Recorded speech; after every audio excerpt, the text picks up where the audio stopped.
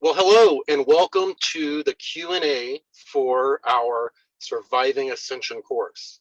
We went ahead and waited a few more days to do the Q&A because a lot of you were worried that you weren't going to be able to get your questions in. So today is Friday, so tomorrow you will be watching this video, and I'm going to do a bit of a Q&A and then hopefully talk about some updates if we have time. I'm obviously not in my studio or at home. I'm traveling. I'm helping a family member move, so lots of fun moving. But I'm really excited to be able to answer your questions, and maybe we can talk Stacy into doing a separate Q&A. Because some of y'all may have some questions for her specifically, so I will talk to her about that. But for now, I'm on with Mike Waskosky, my cohort in getting these new courses out to the public. And we're also looking forward to bringing courses from other people very soon. Hello, Mike. How's it going? It's going great. Yeah, it's been a lot of fun helping you and with these courses and in general. It's just amazing how many opportunities there are. And I could also comment how funny it is that, I'm personally seeing how many strange synchronicities are constantly happening when you have events scheduled. There's always something that pops up that seems to be unavoidable, and it's just a strange amount of stress that comes in all at once. Yeah, it's really weird how that tends to happen. Stacy and I and our kids, we got sick. Was it, I think, for week 2 or? Yeah, week 2. And then I had this emergency situation where I had to come help a family member move. And it seems, we discussed it in the course, when you have your nose to the grindstone, as they say, and you're on your path and you've done all you can to eliminate distractions or things that can be used by negative to disrupt your journey. When you've worked, and done a lot of that work, negative still finds a way to get its little fingers around your neck when it can. And often it does that by friends and family, people close. So, this was a good situation, helping this person move, but the timing wasn't good, and I had no choice. So I appreciate everyone in the course bearing with us through this. But you're right, every time we do an event, an online event, there's always some sort of negative greetings that pop up. So I appreciate everyone sticking with us. Yeah, that's great. So we could dive right into some of these questions. So I'm basically going to be going in chronological order to start with here, questions that were submitted to the website, and also questions that were submitted via the Q&A tabs through the Zoom meetings. And then I think towards the end, we'll circle back to cover some of the ones that are related to recent updates. Okay. So we could start out here. We have a question from Catherine. What would you do if the cleansing ritual does not work? Well, these steps that I'm giving you, these are good self-help steps. And but if you've taken all of these steps, then I think and you're still, excuse me, if you've taken all of these cleansing steps and protective steps and you're still having activity or negative attacks, then, I think it's then time to contact a shaman, a Reiki master, a priest, that type of thing to come in and help you out.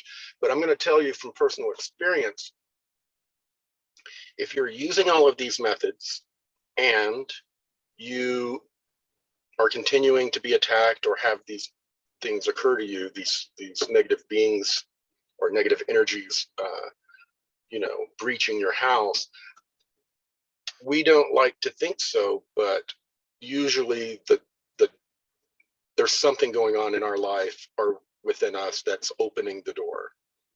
And I'm going to talk later on about some of the methods I've been using to, protect myself.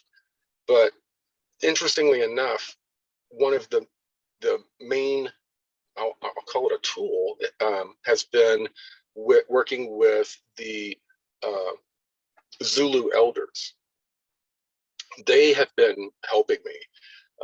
RE had been petitioning them. They had come in and helped get rid of entity attachments and that sort of thing a number of times, but they kept telling me that you're leaving the door open just a crack, but that's all they need. And I was like, man, I'm doing all the work. I'm changing this, changing that. But one of my visits with them, they leaned in and smiled, and they put into my mind something that I wasn't letting go of. And it was something that I was just kind of keeping below the radar. I didn't really want the light shined on it. It was, just, a little thing I'm going to keep private. But they told me that this little thing is allowing a door to be open through my chakras, and they could cleanse me. They could put up walls of energy all around my house. But until I let go of or dealt with that one little thing, no matter what they did, there was going to be an opening on the inside of the gate. There was a way in. So you need to be honest with yourself, search and see if you are not seeing something, see if someone in your family could be the source. And then again, if someone is using black magic on you and that sort of thing, one of the big secrets of the black magic and the graveyard magic that's been used on us is that your distortions are used against you by these beings. They are sent to you, and they look at your light body, and they see where your weaknesses are, and they focus on them. That's, the Zulu, every time I would be brought to them, my light body, energetic body would be brought before the council, and they're all women of the Zulu council. And they showed me how they see. And, I'm out looking out here, there are people out playing at the playground. When they look at those people or at me, they see kind of like an antenna, the physical body, like an antenna core with light around it, like an aura. And within the light body are all of these different pieces of information that, like little spheres of light and sparks and sparkles that come and go. And they see all of this. And in those chakras, they showed me a person that had been doing a certain amount of the work, and some of their chakras were aligned. And then they showed like the lower chakras just kind of moving back and forth like this, with the upper chakras locked in. And that's kind of how it was with me. I had all of my experience with these higher dimensional beings had really, through my crown chakra, I'd been receiving a lot of very powerful energies that had aligned me in my upper chakras, but my lower chakras, the top ones were just locked in right over each other, but the lower ones were just doing this. And until I brought myself into alignment, I was open. But anyway, that they showed me that's how they see us. And they see demonic beings, natural beings, elementals, beings that were created just by the forces of nature. They see all of this. They don't just see the physical like we do. And every time I would speak with them, they would help me, they would clear me so that I would be, in a good frequency to do the inner work. But they were always telling me, Corey, you have to take care of everything and get yourself in alignment, which, I finally did. And that is really the real secret of why all of this black magic, all of this stuff isn't working anymore. It's working against people outside of my inner circle, but it's not working anymore because we have dealt we have taken care of everything that they could use against us. We have cleaned the house. There's nothing on the floor that can be picked up and used as a weapon. So that, I'd had a lot of talks with David Wilcock about how our own behavior authorizes certain things to happen. Even if we're on this path of trying to save the world, that we feel save the world, I totally got off what I was saying there. Sorry. You're talking to David Wilcock about how we can leave the door open to these. Well, the original question was about what do we do when the rituals don't work? Oh, no. Okay. Remember.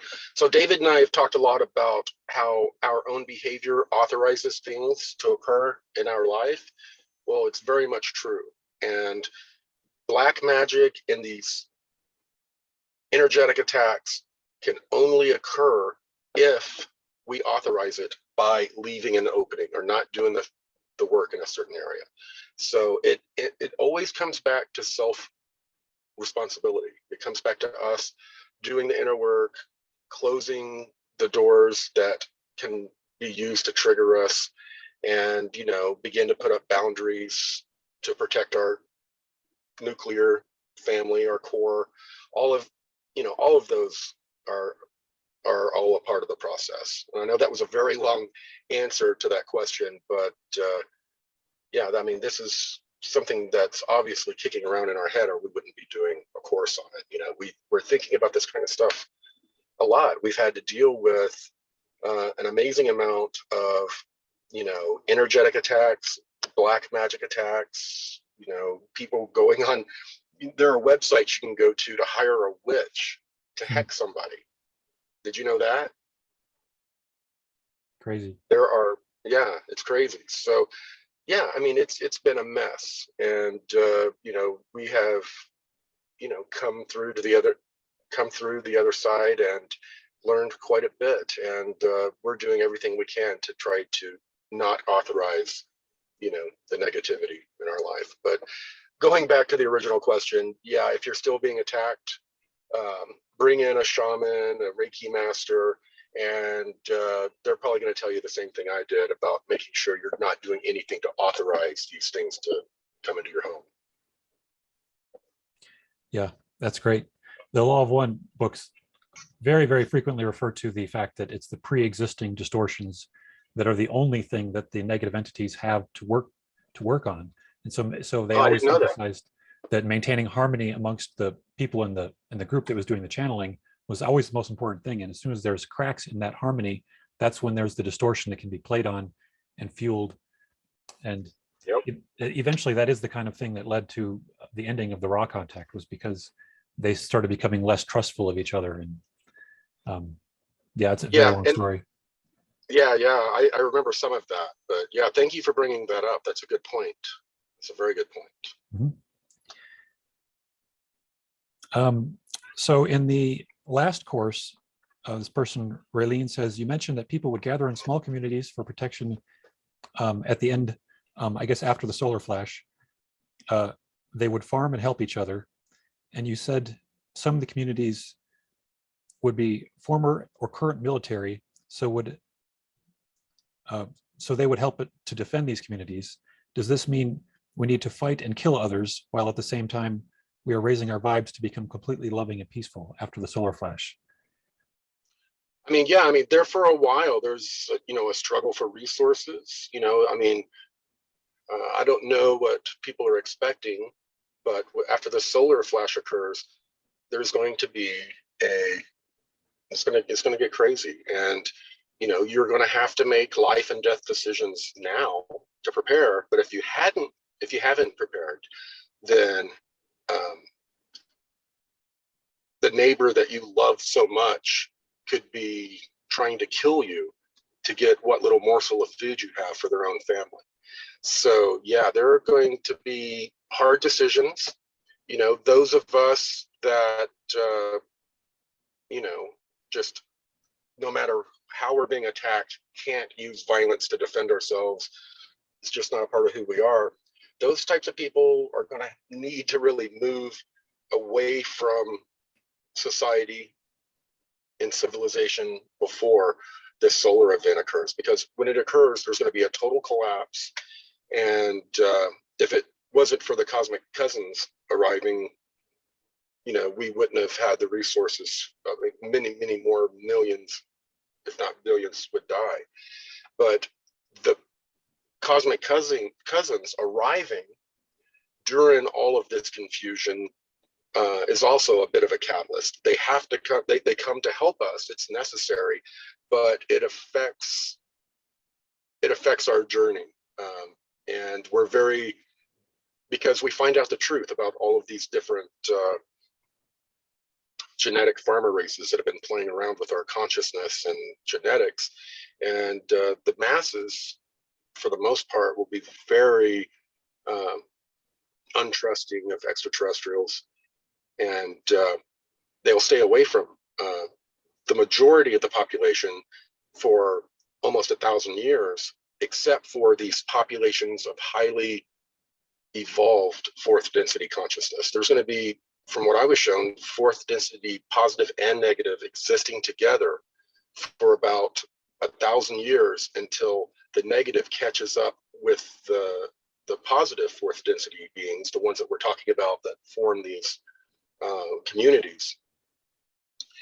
But it takes over 900 years for the most traumatized, backward people on this planet, once they survive this event and the solar energy occurs that raises their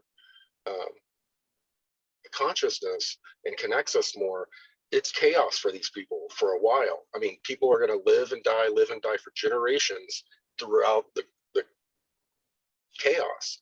And then eventually, after about 1,000 years, we come into balance and become have a fourth density positive only timeline. But it takes the negative and the most damaged part of our civilization a while to catch up, and it's messy. Yeah, the Law of One calls it a mixed harvest, and they don't go into a lot of detail what that really meant, but it's basically saying that there's positive and the negative. That's what I was shown, was a mixed harvest. I was not shown, all just, fourth density positive people on the planet all singing Kumbaya and floating around and using telekinesis and all of these crazy things. That's not what I was shown. I was shown that, our consciousness expanded and it was chaos, because then we had to learn to use it, to understand it. And many of us in these different communities were way ahead. And, we pulled ourselves away from the chaos so that we could continue to grow as a positive fourth density consciousness. And,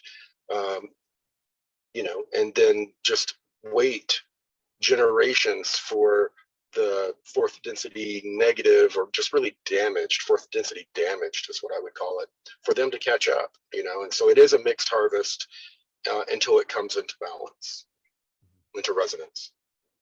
And it's interesting that it almost seems like people are already having to make that kind of decision. For example, if they're being forced to get vaccinated for their work and they don't want to, and they can't understand why their freedoms are being taken away more and more, it's kind of like we're being pushed away from the larger city centers already. Well, that's what happened on Mika's planet. And I was told that it's necessary for the planet to become more and more and more totalitarian, for people to lose more and more of their freedoms, because it takes that as a catalyst for people to act. Because right now, as long as we're a half-boiled frog, we're just going to hang out in the warm water. But when it gets too hot, that's when, we hop into action, I guess you could say. And that's what happened on Mika's planet. And that's what's expected to happen on ours. So I was told that we should expect things to get a lot worse. That's just part of the process. It's the chaos that, all evolution occurs through stress. And this is going to be very stressful, bringing us right up to the brink of the solar event. And It's, yeah, it's going to be a very stressful yet an amazing event. People who have not done the inner work, it's going to be very difficult. Those who are on the path of doing the inner work and have released their burdens, it's going to be a very joyous time. And Mika's people were able to get to a point to where they released much of their burden before the solar flash. So they had a bit better of a time than what our timeline suggests. They were prepared for it, and it was a very anticipated event. But our planet, you know, it, for the most part, it's been a dumping ground for souls, for different groups. Souls have been dumped here, and they have brought their karma from, you know, so this planet has had a lot to overcome. And I think we're finally getting to a point to where we're going to be boosted into fourth density.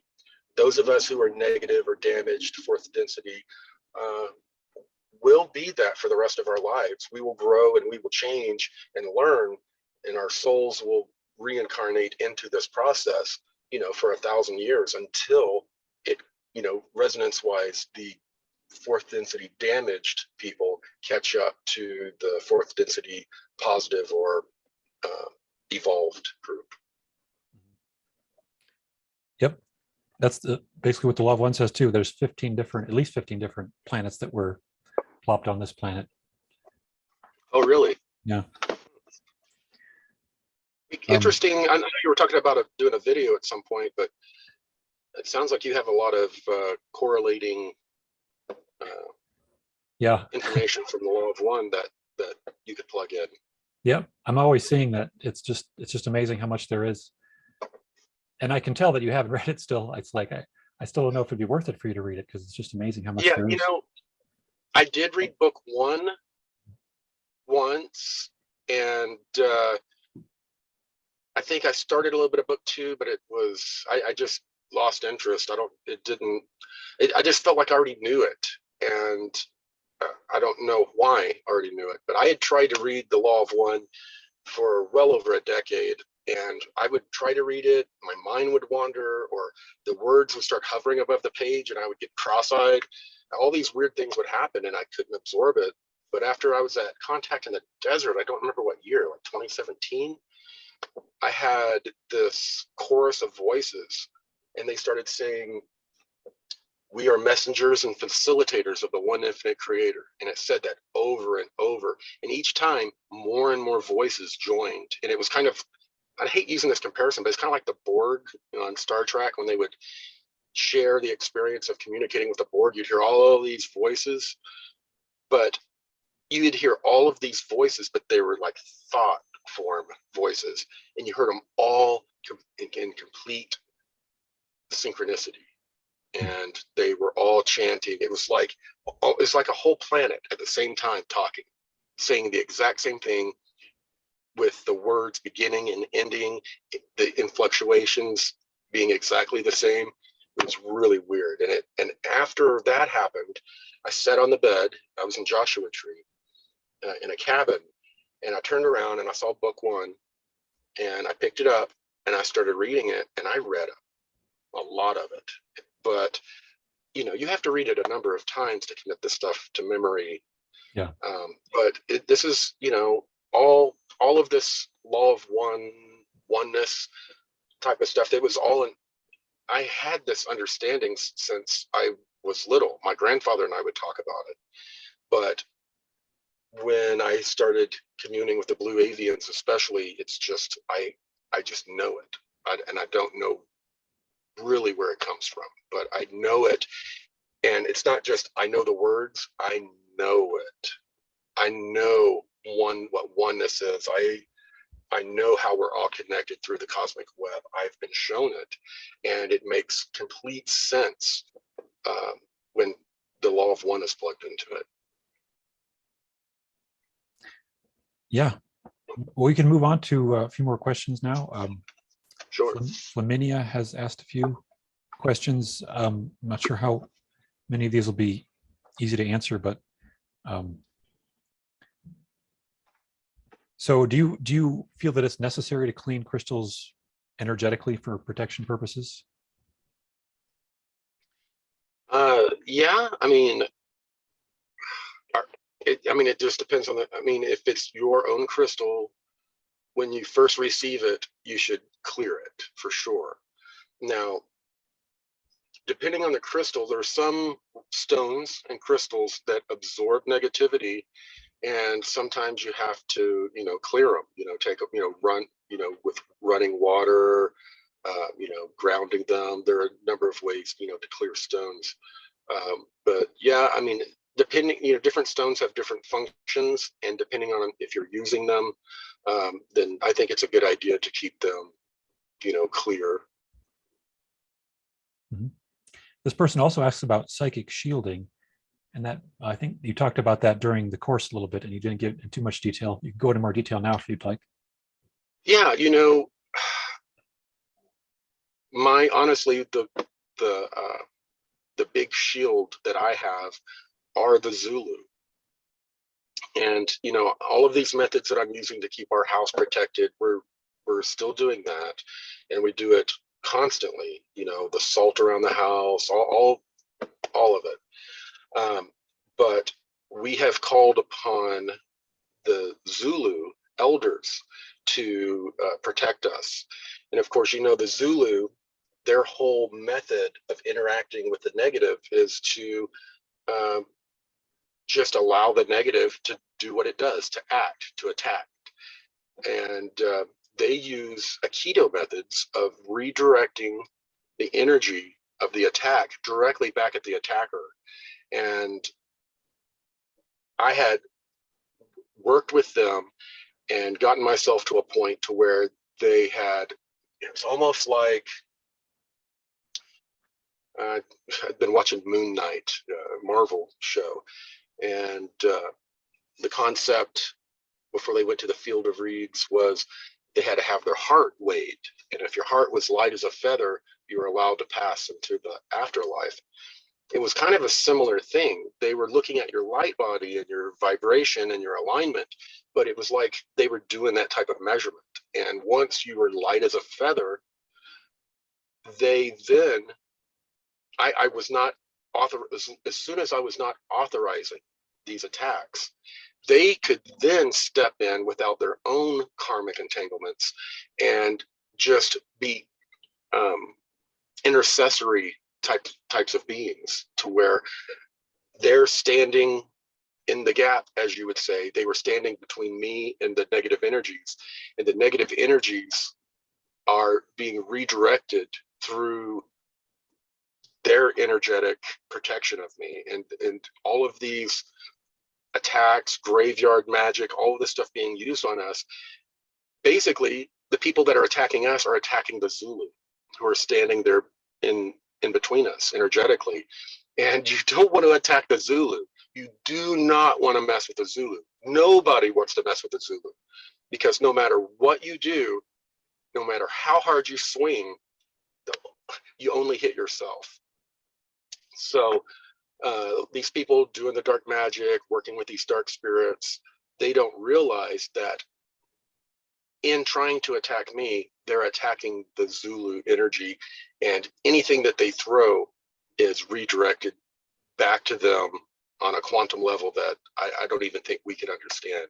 And those that have been using these dark methods have had very unhappy lives and are dealing with a lot of karma and dealing with a lot of energy that they had put out against me and my family, that is now against them and their family, unfortunately, because those that were doing magic trying to target my marriage or target my daughter's state of mind, they were doing some nefarious things.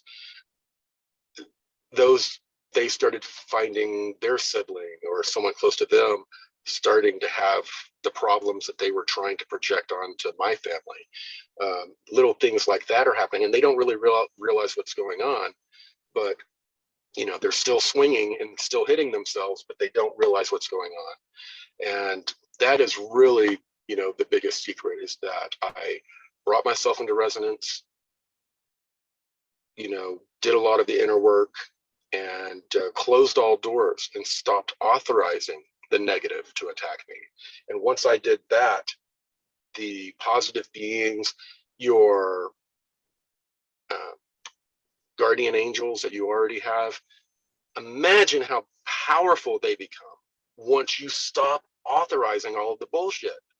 You know, you stop authorizing it, and you know, they you know, if you authorize something, if you do something wrong, and the universe and your higher self say, okay, you need to learn, something negative needs to happen, and you need to have an opportunity to learn, they have to, your um, guardian angels have to step back and let it happen. And if you are not authorizing the crap in your life, they can stand strong and nothing's going to get through. And it just so happens that my guardian angels are being backed up with the Zulu right now. Do you think people need to specifically request assistance like that from their guardian angels? Or do you feel like it's just kind of an automatic thing when you're ready for that kind of thing? Does it show up like synchronicities in your life, the miracles? You can, and the guardian angels will converse with your higher self, and your higher self will give you messages, but they're doing what they can. And it's really up to you to, you know, quit, to stop authorizing the bad things coming in, so that they don't have to, they don't have more opportunities to have to fight to protect you, or in some cases even have to stand down to and just watch things happen to you, because you don't only have guardian angels, but for a certain time after people die, they're watching over, your elders are watching over you, and they're doing what they can to help you, and many of you feel that. So you know, there's also your elders, you know, not your elders, your why am I saying elders? Your ancient relatives that have passed a long time ago. They are watching over you for a certain time until they go through their reincarnation cycle and all of that. But a lot of times for 1 or 2 lifetimes, they don't necessarily reincarnate. They can, you know, just watch over those that they love and that, you know, they're worried about. And, you know, this is people that have gone into the light, they've crossed over, they can see what's going on in the world, and you know, they do what they can to intercede and help us. But even with them, if we're authorizing bad things to happen, there's only so much they can do.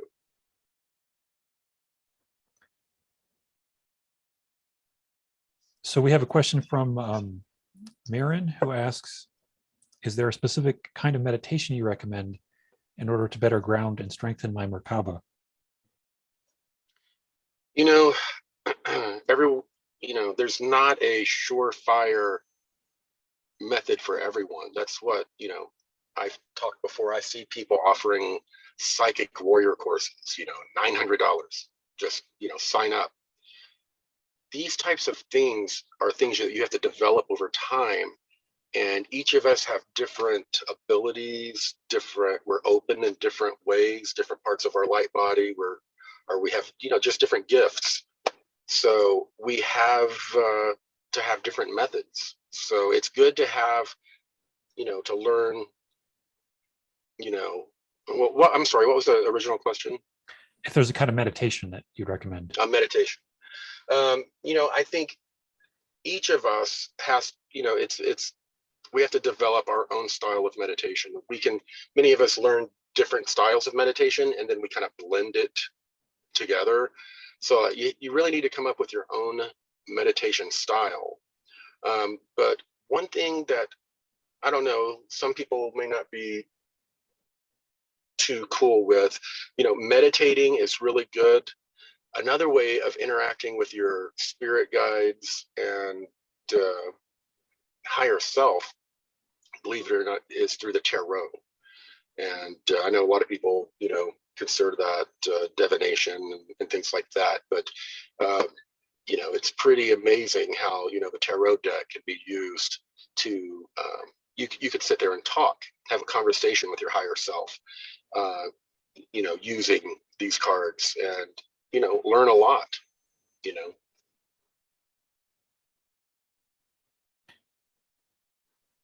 I have a question from Leon, who asks about using cedar sticks. They recommended cedar sticks and sage. The question is, are there other recommended options aside from cedar and sage commonly used? I guess this Yeah, person, you'd have to do some research. I mean, Native Americans, different Native groups, some of them use sweet grass for different things. I mean, some things attract spirits. Like if you want to commune with the spirits, you burn tobacco. And that, brings the vibration towards, communicating. But it depends, if you want to find other things to burn to get the negative energy away, that's fine. But cedar and sage are so readily available. I'm sure you could research or speak to shaman to find out other things that can be burned. a question from Nam. How do we access our authentic past life memories within the 3D matrix? Perhaps this would give us clues and coping strategies that we had forgotten. Yeah, the Blue Avians and the Anshar sort of kind of guided me away from all of the past life stuff. This was with me, and the Blue Avians, when I would ask them about past lives, because the Enoch thing kept coming up, I would say, was I related to Enoch energetically? I would have had a lot of questions about past lives, and they basically told me, we are one or we are not. And I'm like, okay, but was I this? Was I that? And they would say, we are one or we are not. So the whole thing that they were trying to communicate is that we were all Cleopatra. We were all President Kennedy. We were all you. We were all your great grandkids that haven't even come yet. We are one. And what was communicated to me by the Anshar is that we are everything. We are everyone that will be or has been. And our current lifetime, what we're going through, causes us to identify with certain lifetimes or certain experiences that are occurring. It really happens all at once to these higher density beings, but we see it as stages or lifetimes when we are all one. We have been everyone. We are everything, and everything is us. So, I guess you can go to, I'm trying to remember what the name of it is. There are therapies that you can use to regress you. But in my opinion, you're just going to be shown an experience because it's the one infinite creator. All of these experiences are not ours. They're the one infinite creator who's fooled itself into believing that it's not God, so it can do this. So the experiences that we revisit, that we call past lives, are just other experiences of the one infinite creator. And there are ones that we are most resonating with or connecting to because of our experience now. And we can pull from other experiences to learn in the now and to change in the now. But we can look to past lives, or we can just look to other human beings around in history. It's the same thing. We're looking at ourselves. And it seems as though the way we programmed our current incarnation is the one that is presenting to us people in our lives, our friends and family members, our coworkers. These people are the ones who we're supposed to try to see ourselves as one with the most in order to understand ourselves the most, the sides of ourselves that are needing to be mirrored during this incarnation. Yeah. Agreed. So this question from Eric presupposes a kind of view of ascension here, but the question is, are those who have passed waiting for us on the other side of ascension, those who have passed on? Oh, yeah. I mean, the heaven, hell, what we perceive as what will be on the other side of ascension, those are all creations of us. They're egregores, you know, heaven, hell, the devil, it's all created. We were tricked into creating all these things. You know, if you see yourself, you know, your physical ego self now, and we talk about our higher self, well, what's above that? Well, your higher self goes higher and higher until self drops off, and there's just the higher left, and that's the one infinite creator. So the other side of ascension, the full ascension, is becoming God again. It's not meeting your loved ones. It's not, you know, seeing your dog from when you were 4 years old. That has to do with our preconceived ego ideas about heaven and hell, and how we've kind of changed it as we get these new age ideas. We'll take the idea of heaven and then just start dressing it up with different love and light kind of stuff and we just create. That's what we're doing. And that's not what ascension is. Ascension is us growing in consciousness until we become less and less separated, less and less ego, and become more and more one again until we go back to being God, you know, and bring all of these experiences back to the one infinite creator, which was the whole mission.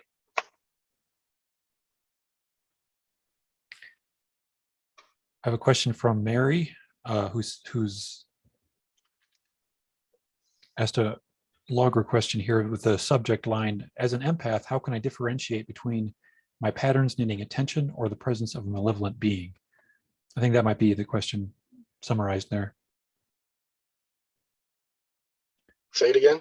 How can I differentiate between my patterns needing attention or the presence of a malevolent being? I'm not quite following that. So it's like, well, I think she's talking about her karma, the patterns, the karmic patterns. But let me read the full thing here. I have worked on the pattern of social anxiety for most of my adult life, which is rarely an issue for over 20 years. Suddenly, in a meeting with new participants, I'm experiencing severe anxiety.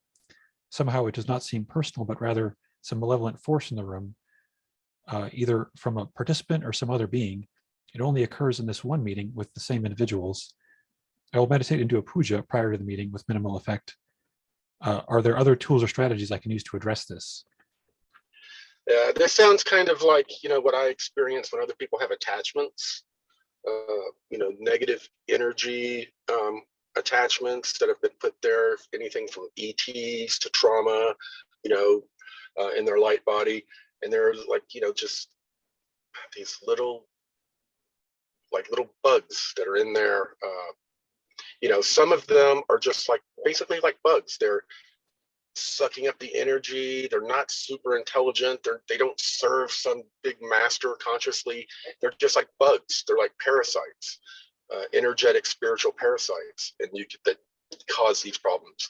But sometimes they're actual entity attachments that are highly intelligent and very spiritually negative. But a lot of the time when I'm meeting with certain individuals that have attachments, through my empathy and intuition, I you know, I experience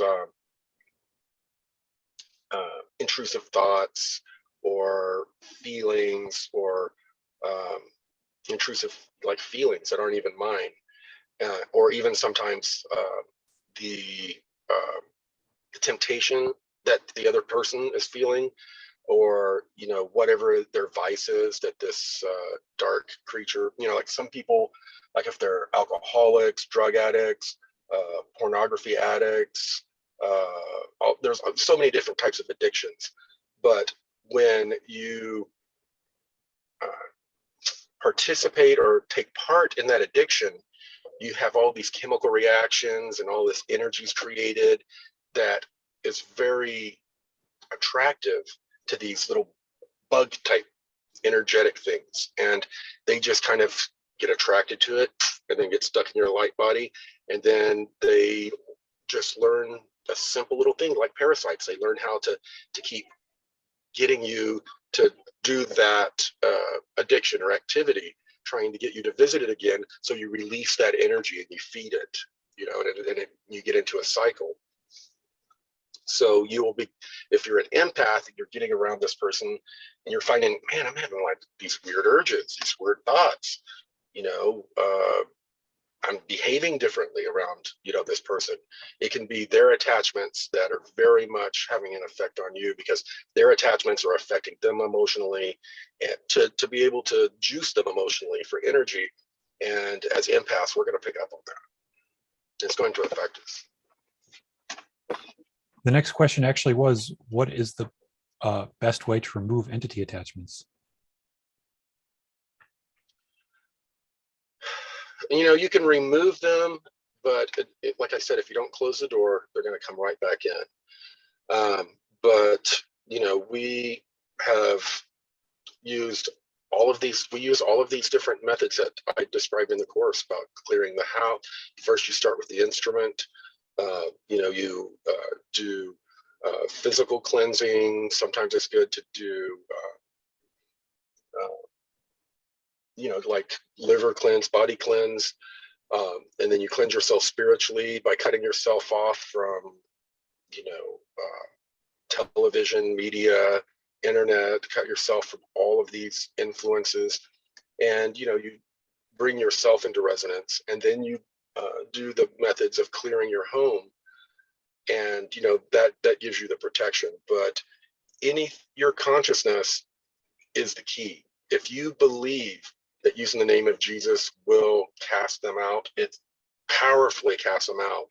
If you believe that using a method from, you know, if you grew up and you had a crazy aunt or grandmother that was into all this spiritual stuff, and they said, you know what, if a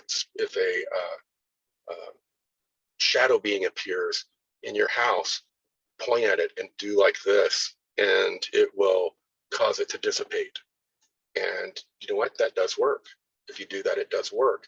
But it is your consciousness, it is your intent that is doing the magic, that is causing the thing to leave. So, you know, I don't know that there's any one best method. It all has to do with your intent. But some of these, you know, actual dark, deep entities that are really dug into, you know, your light body, you know, you have to have someone help you, you know, a shaman, Reiki master, priest, someone, you know, someone of that caliber, because, you know, you're not necessarily going to be able to get rid of every entity attachment on your own. And quite honestly, if you're talking about getting rid of entity attachments, you most likely, true, like evil demonic beings, anytime you start to think about an entity attachment, they're going to distract you. They're going to make you think about something else. Oh, don't think about that shit. Don't think about that. Think about something else.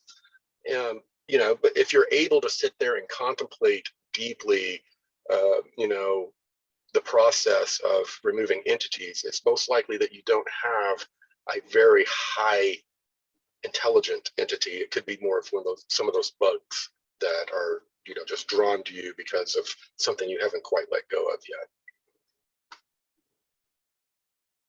I've found Hope that, I answered the question. yeah, I personally feel like fasting helps me, just not eating food for a few days. It seems like there's something strange about the way in which our deep subconscious mind, it becomes addicted to things like food, and then how that there can kind of be this unconscious attachment to the process of eating food, which when we purify ourselves mentally and physically at the same time, it seems to be an easier thing.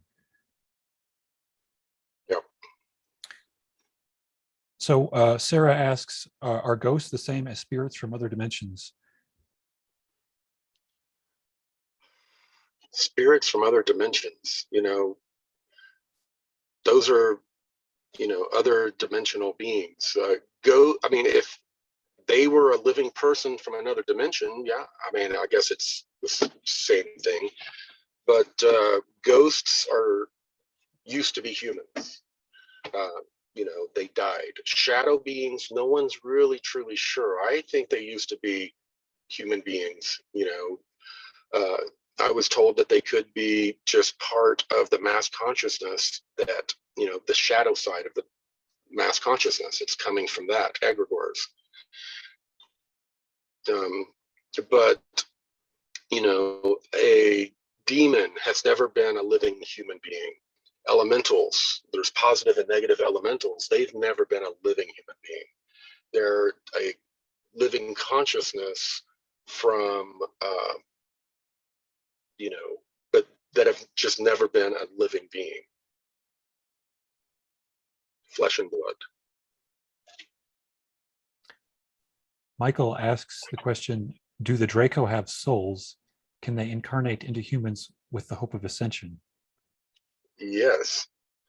And that's one of the things that the Draco do, that in the city that I described, where there's millions of Draco, like in stasis, their bodies are there, and it's kind of like in suspended animation while their spirit leaves and does missions.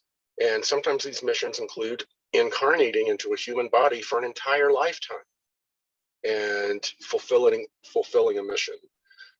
Yeah, they can very much incarnate as humans. They can walk in people, like if they're alcoholics, people that are drug addicts, you know, out on Skid Row or whatever. They can move into their bodies and take over their bodies, as well as negative demons can do that, you know, and other negative beings. But yeah, the Draco can absolutely do all of that, and they do it. They do it.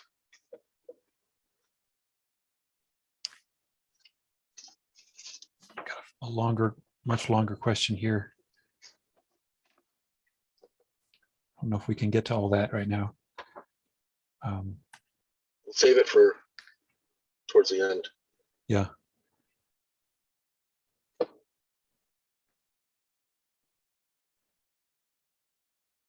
Yeah, we have a few that were long essays. And we have a number of people asking about some things maybe I should leave to the next part of this.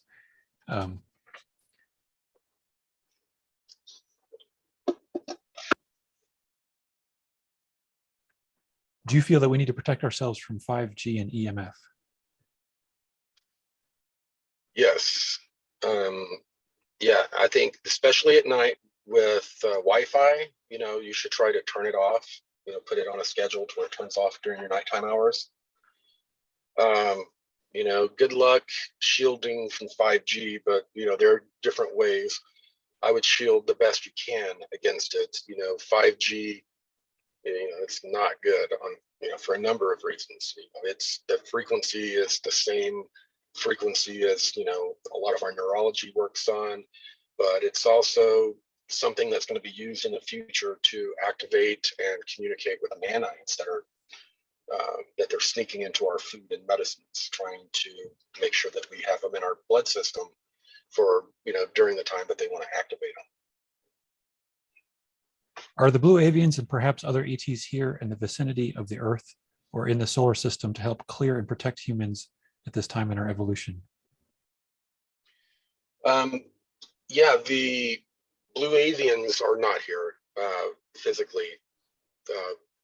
The area that they had around our solar system, protected with a blue sphere, is now protected by the cosmic cousins from the local 52 star cluster. They have spaceships and craft around the Earth, the solar system, to prevent certain groups from coming and going.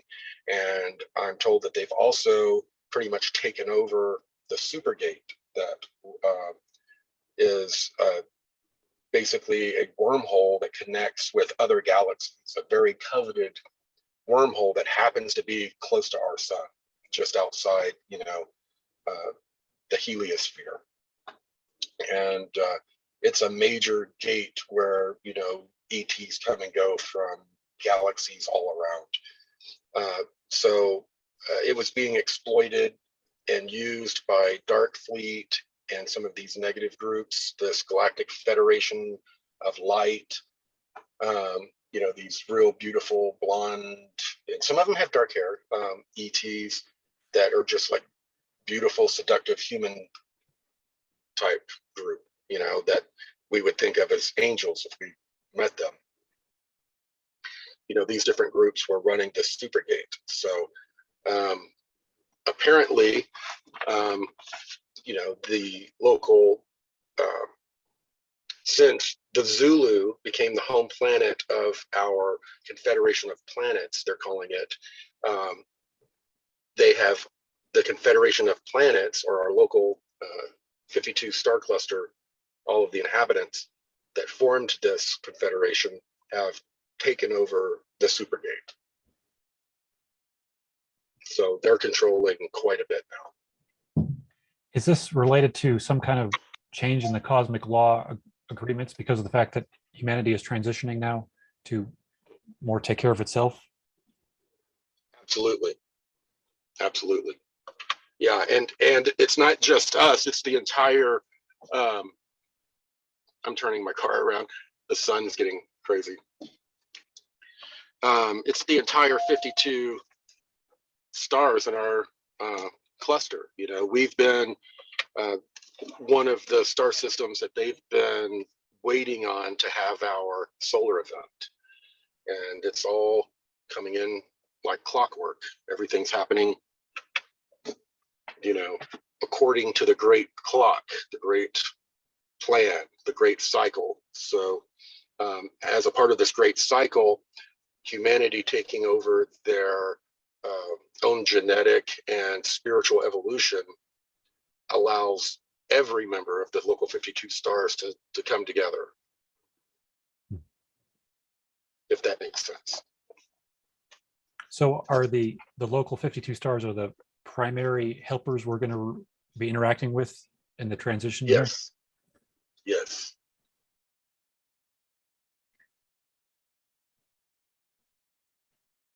Yeah, they're going to be the ones that are authorized to interact with us because they went through this. Most of them went through the same type of interference from the genetic pharma races.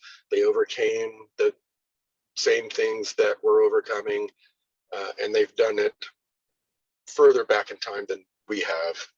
Time is an illusion, but so yes, they're very much going to be the ones to come in and guide us because they have the base of reference. They have a very similar experience. Do you think there are secret space programs that are already working with these races? To some degree, but the Confederation of Planets right now is working with the Global Galactic League of Nations to clear out a lot of the mess that humans from our solar system have created in our solar system. They're not really cleaning up our solar system yet, but we've created a mess throughout our galaxy and created a lot of karma throughout our galaxy. And, we're kind of coming to a point to deal with that. So they're dealing with us some. Right now, they're dealing mostly with the Global Galactic League of Nations leadership and a small handful of people from the SSP alliance. They're not really working openly with a lot of the other programs because they're compromised right now. And they're waiting for us to and they're trying to help us, overcome all these issues. We could transition into talking about these updates. Okay. Yeah, we've pretty much. Okay. So we'll talk about some of the updates a little bit. There's not an incredible amount to share past what I have shared publicly.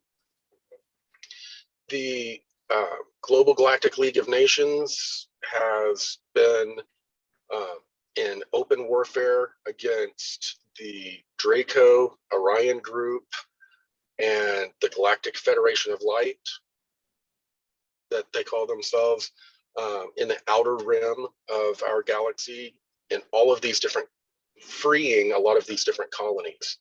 And also they've been working to correct some of the problems. The Dark Fleet had gone out alongside the Draco and the Orion group and were conquering planets, or the Dark Fleet was being sent to planets that were already conquered to keep them, to kind of be like prison wardens.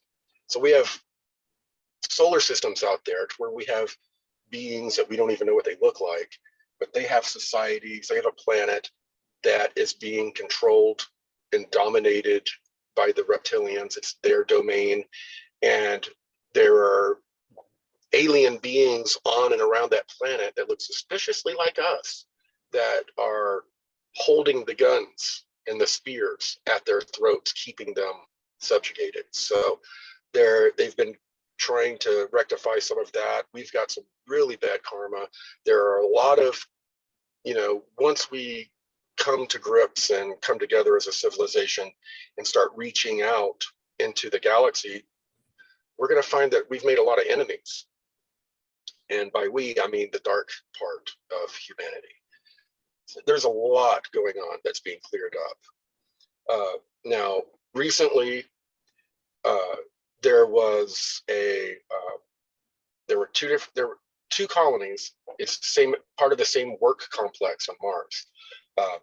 There's a work complex, and then on each side of it, about a couple kilometers away from the work site, are these cities. And the leadership of these cities had been developing these microchips that they're going to try to get us to put into our bodies. They had been building them, and this is just like what happened with the Global Galactic League of Nations. The people that were building them, engineering them on these colonies, were then ordered to be implanted.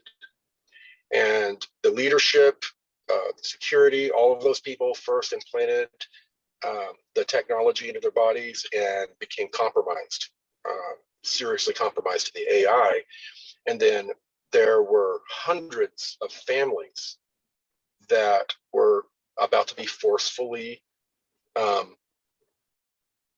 impregnated with these, not impregnated, but they were about to be injected with these nanites and forced to have brain chips, that they inject these nanites that find a certain neuron in the brain, and then all the other nanites come behind it and connect until it builds a chip in the brain. And they were about to implement that when the Zulu opened a portal in above these cities, and the Wandering Star, the ship that the Global Galactic League of Nations is their flagship, appeared. It was in orbit around the Zulu planet. The Zulu opened a portal and brought it next to this base on Mars, where they started rescuing. Then the Zulu opened up portals into the ship and brought all of the people from these colonies onto this ship. And then the ship was then brought off to an area that the Mayans control. It's a planet, they call it Paradise, but it's a planet that they had almost created themselves, that has a vibration and a star system that is very high spiritually. And it's a place they bring people from all over the galaxy that have been freed from slavery and all these horrible situations, and they bring them to this planet to heal them. So all of these people were brought to this Mayan planet, this Paradise planet. And but and I don't know exactly the circumstances on why these two colonies, or this complex, was so lucky, why they rescued them. I don't know, but I just know that that happened. And when that happened, it was the first time that the Global Galactic League of Nations Wandering Star ship had an incursion in our solar system that's controlled by, you know, the, you know, by the cabal, basically, the corporate conglomerate. So it sent shockwaves that, you know, that this flagship was not only in the solar system, but above one of the biggest controlled Orion group planets, you know, around. You know, Mars is, it's an industrial planet that, you know, it's being used, slaves are being used to create all sorts of technology, you know, that we're trading in the cosmos. But so the, you know, that was a major event. And let's see, there have within the corporate conglomerate, there have been a lot of very strange and suspicious deaths. People have been disappearing.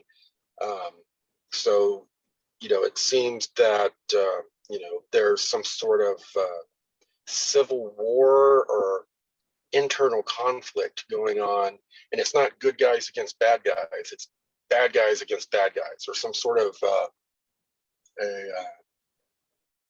control, battle for control going on. So, you know, that has destabilized a lot of these programs, you know, that are controlled by the corporate conglomerate. It's sent, you know, it's all chaos right now. You know, everyone, all of the different programs know about Dark Fleet and about what they've been doing. Everyone's been introduced to the Galactic Federation of Light. That has caused a huge problem because a number of the secret space programs were working hand in glove with this Galactic Federation of Light.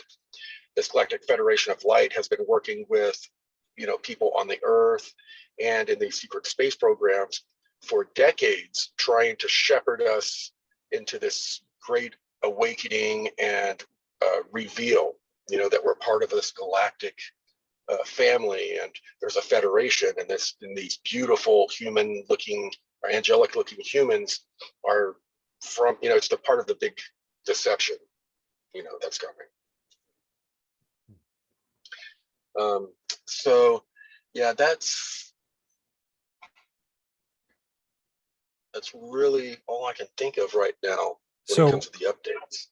One person had a question about other individuals claiming that there are elites or negative individuals, like in the ICC, being captured and brought to trial for the crimes against humanity. Do you feel that that's already taking place, or are they? It says like there's infighting that they're taking care of themselves through. No, this is they're fighting. It's two different factions fighting for control. No, they're not being. None of the ICC, none of this group has been judged or arrested yet. No, there's the ICC. This group is still in control of our solar system. It's just they're having an internal conflict. Yeah, there are all sorts of people out there talking all kinds of stuff. You know, there's so many supposed, you know, connectors, people connected to the Galactic Federation of Light, to people claiming to be, you know, they were in the secret space program, when all they're doing is parroting stuff that I had put out. And it's, yeah, it's, you know, it's a mess. We've talked about it ad nauseum, but, you know, your average person, you know, they're just out listening to information, you know, out and things that sound similar. If it sounds good, then they invite it in and then they repeat it. And, you know, it's just how it's one of the reasons, you know, disinfo is so prevalent right now, you know, even in the disclosure field. Yeah. I remember early on in your testimony, you were saying that the Blue Avians were concerned that people were getting so much more interested in getting the latest updates, the latest intel, the fascinating, sensational reports, much more than they were on working on themselves and taking what the heart of the message was, the heart of why you were sharing all this. And to be honest, that's one of the reasons that all of these updates have stopped. I mean, there are like a handful of LARPers that just sit there waiting for me to release something so they can take it and spin it in all these different ways. And on top of that, we have the community is a big problem. They just want stories. So they're open, they'll listen to any story that comes in. If it resonates, oh, it's part of my truth now. So why deliver this information if it's just going to be distorted, twisted, turned into lies, and no one is using discernment? You know, so I'm releasing the information in certain ways, but you know, I'm not going to be pouring the information out like I used to, because just a small group of people are, you know, sipping from that water as it's poured out. The rest are, you know, holding buckets underneath and then pouring all their own mortar and rocks and stuff in there to try to build something else. And it's just causing a lot of confusion. You know, all the people out there stealing my information and spreading it around, and you know, they're looking for attention. A lot of them are making good money doing it, and they're trying to tell them, you know, everyone knows this love. And it's just this whole psychological cycle that a lot of the community stuck in. And you know, as long as we have these LARPer groups that are growing and growing and spreading information, and you know, people in the community that are just want to hear stories, you know.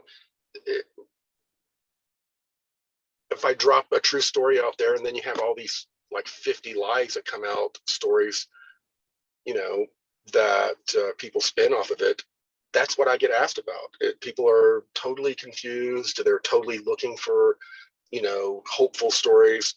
And this information is, you know, it's turning into a psychological coping mechanism instead of what it was meant to be. And the Blue Avians wanted this information to inspire and wake up humanity, and not just be used as some sort of a soap opera type of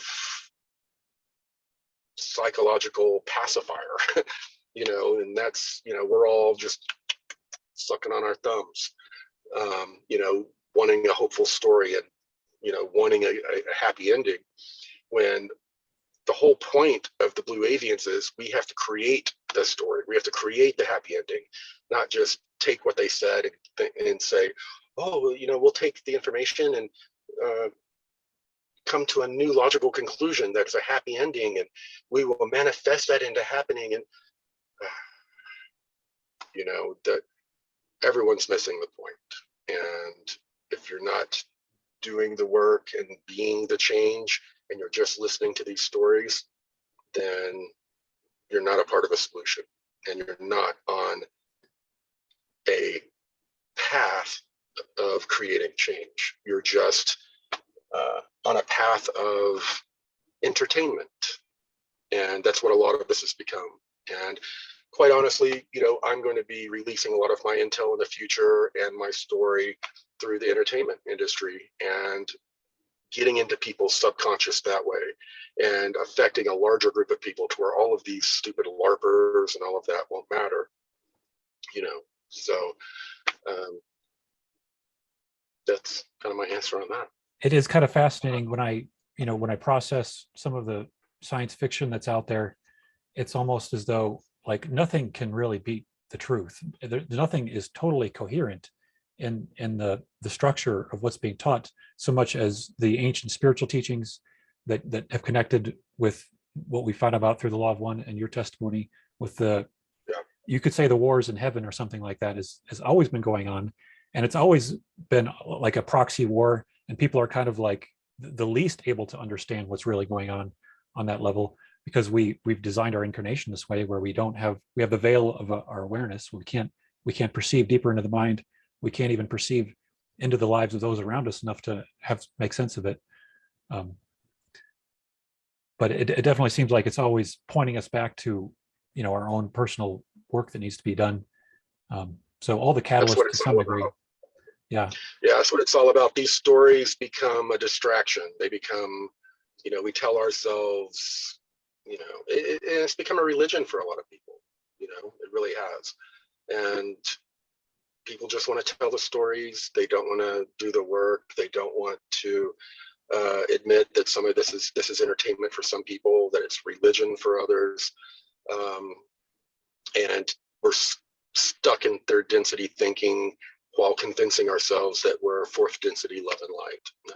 That's a distortion that a lot of people are suffering from. So maybe we could skip back a little bit too. I see another question here is yeah, we need to wrap it up here soon too. Okay. Yeah, we could maybe go in about an hour and 20 minutes. Yep. So would you have any top recommendations for people to leave people with in identifying their traumas, identifying the issues that maybe they have been the blind spots that have been holding them back, that they haven't been able to recognize?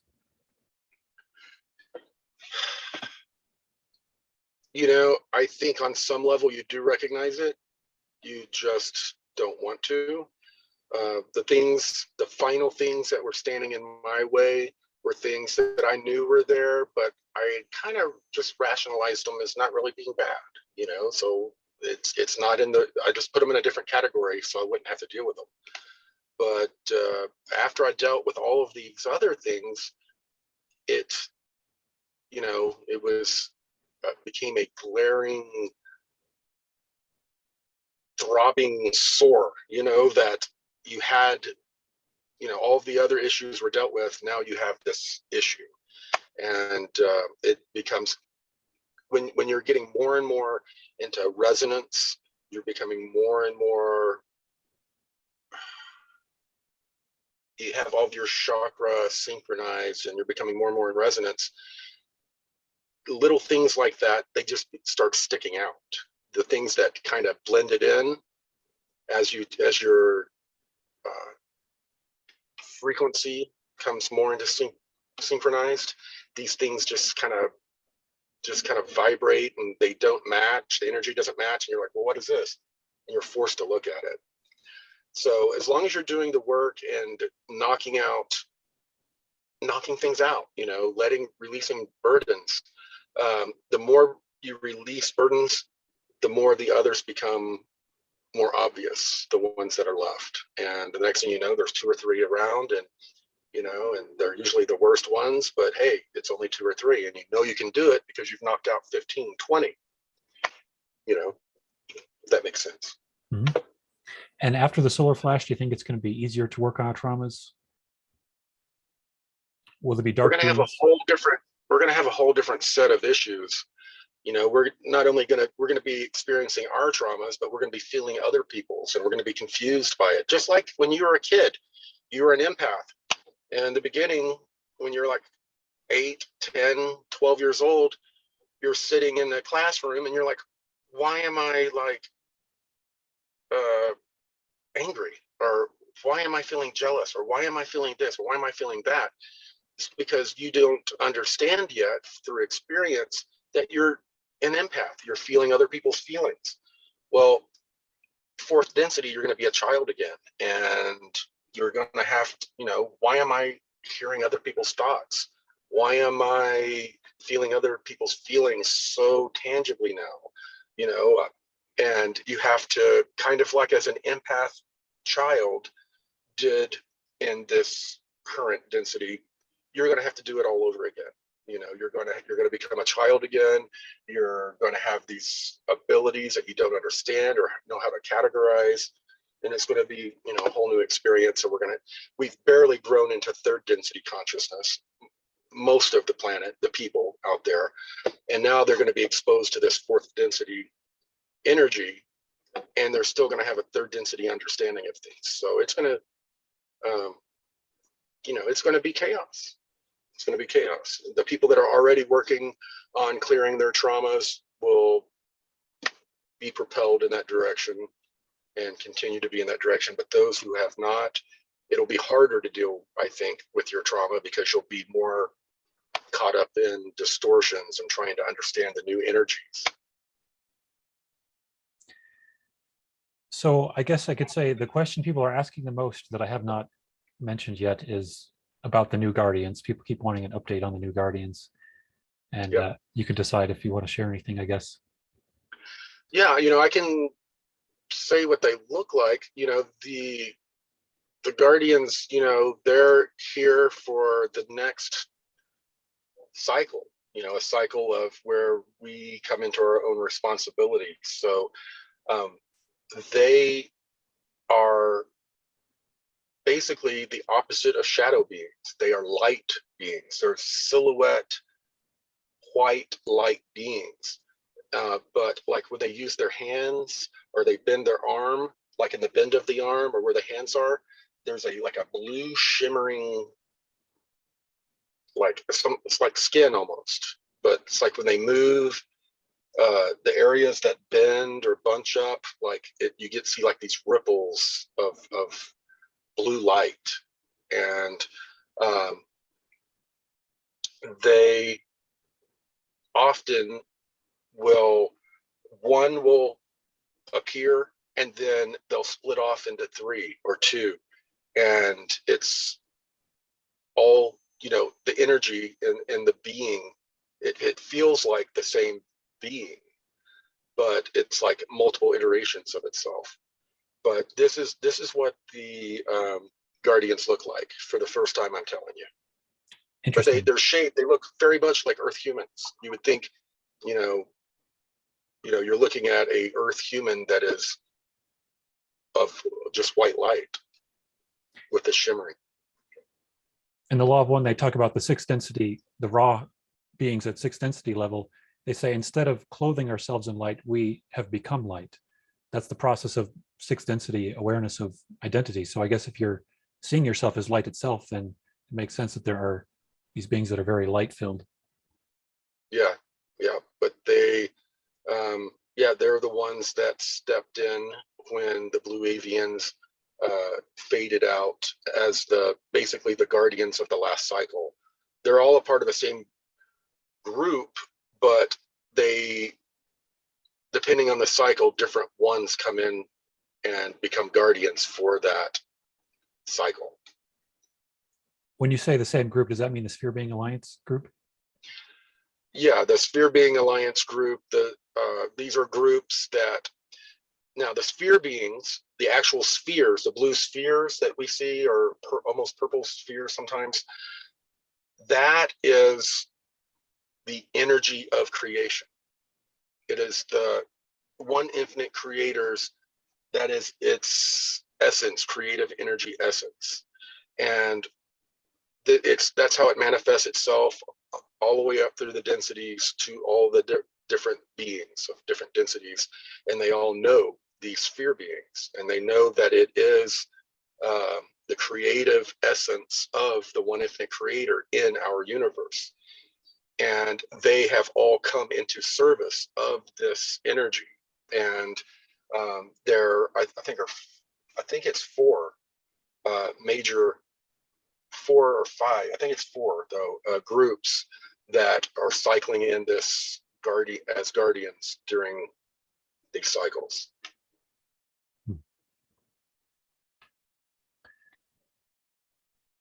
I could probably go into many other questions about that. The sphere being. We need to cut it. We need to do like maybe 1 or 2. All right. More questions. Well, I guess I'm wondering: is there a reason that you were asked not to share about sphere beings or the new Guardians? Is there something about the process of the changeover? Yeah. I was asked not to share it because people of this planet can't handle it. I mean, they're right now. As soon as this gets out, we're going to start having people trying to channel these guardians, and they'll describe them, and they'll come up with a whole, I am their, they have come to me, I am now their spokesman here on Earth. And then it's just this whole humans. It's just the human thing. The same thing happened with the blue avians. Everyone started praying to them like they're archangels that are going to intercede in their personal lives, and it's just the human factor. And we didn't want all of these different people coming out saying, you know, I'm the new speaker of the Guardians, this is and it takes on a whole life of its own, and everybody in the community gets enamored with the story and they follow it, and it becomes this whole thing. So it's, you know, just, you know, the most of humans cannot really handle knowing about the beings that are interceding and working on our behalf, because we, you know, that's one of the reasons that the Blue Avians told me they do not come to Earth and interact with us, because they just don't get us. Because no matter, they find a really good person or a person they think will be really good, and they start visiting them, giving them information, and then the person's ego becomes corrupted. They become, you know, like Christ. They believe, you know, they're the new Christ, or they're the, you know, it's just the human condition. And we should probably end it here soon because I'm about to run out of light. All right. Yeah. Well, thanks so much for taking the time off of your challenging weekend here to help out. Yeah, very challenging. And do you think people should continue to submit questions if there's a chance Stacy will be able to do another Q&A? Yeah, you know what? Why don't y'all submit some questions that are just for Stacy, and we'll get her to do one of these. I saw one that was just for Marissa, and I thought maybe that'd be a good Stacy question too. Yeah, that'd be a good Stacy one. I don't think Marissa wants to, you know, really do much public right now. You know, we dealt with a lot of cyber stalking and all sorts of stuff. So my family's pretty much on lockdown, and they're very, I hate to say, mistrusting of a lot of the community, because a lot of the community has caused hell. You know, there's some very corrupt or just distorted, messed up people in the community, and they've caused a lot of problems. So we've had to shield our family from the public eye as much as possible. One other thing I could share is that I did record a video here on the Law of One teachings on the ritual cleansing with salt, water, and garlic. So I'll be able to post that within the next few days here, very likely by Sunday or Monday. That should be up for people. Oh, you go awesome. to essentialworks.tv/courses and find the lessons there in the course. It should be listed there pretty soon. Excellent. And when I get back, I'm going to speak to the psychic medium again. It's a person that's been on TV, kind of was not super well known, but has been in the public eye for doing psychic mediumship. And we're going to talk about a lot of really cool stuff that the community will respond to. You know, even we're going to talk about my children and about how, you know, how to help them with their abilities, talk to them as a psychic medium, how to protect your home. You know, so maybe if y'all have some questions for the psychic medium, you can send them in as well. Just make sure you notate it. And hopefully I can get an interview with her within a week after getting back home. Excellent. All right. Thanks a lot, Corey. This has been a really great conversation. Thanks. Yeah, and thank everyone again for joining the course. And I hope this Q&A has been helpful. We'll try to get Stacy to do one. And then looking also forward to the psychic medium and Mike's video. All right. Thanks, everyone. All right. Thank you. Bye-bye.